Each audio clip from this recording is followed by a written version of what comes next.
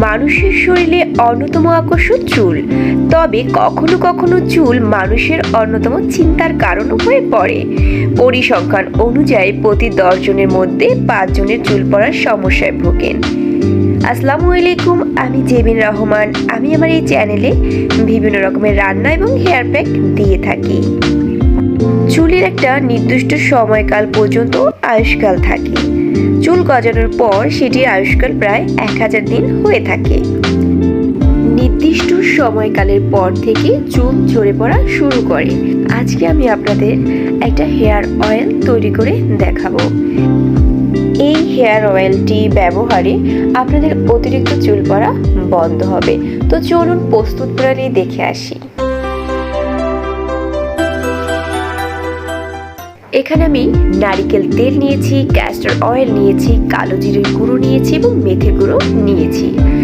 আর এখানে একটা কাচের পাত্র নিয়েছি। অবশ্যই এটা কাচের পাত্র নিতে হবে। নর্মাল চায়ের চামচের সাহায্যে আমরা 2 টেবিল চামচ কালো জিরের গুঁড়ো নিব।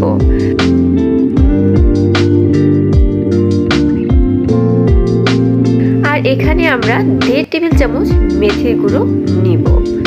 এখন এই কালো জিরে আর মেথির গুঁড়োকে ভালো করে মিক্স করে নিব।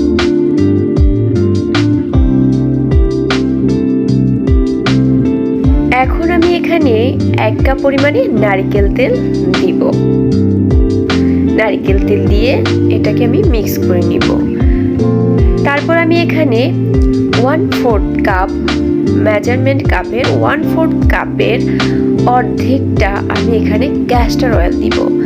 ক্যাস্টর অয়েল আমি পরিমাণে কম দিব, কারণ ক্যাস্টর অয়েল অনেক ঘন থাকে। সব উপকরণগুলোকে আমি ভালো করে মিক্স করে নিচ্ছি। এখন আমি এই তেলের পাত্রটাকে কড়া রোদ্রে দিব। তেলটাকে আমি প্রতিদিন কড়া রোদ্রে দেব এবং 3 দিন পর্যন্ত আমি এটাকে রোদ্রে দিয়ে এভাবে গরম করব। 3 দিন পর আপনার তেলটা একদম রেডি হয়ে যাবে।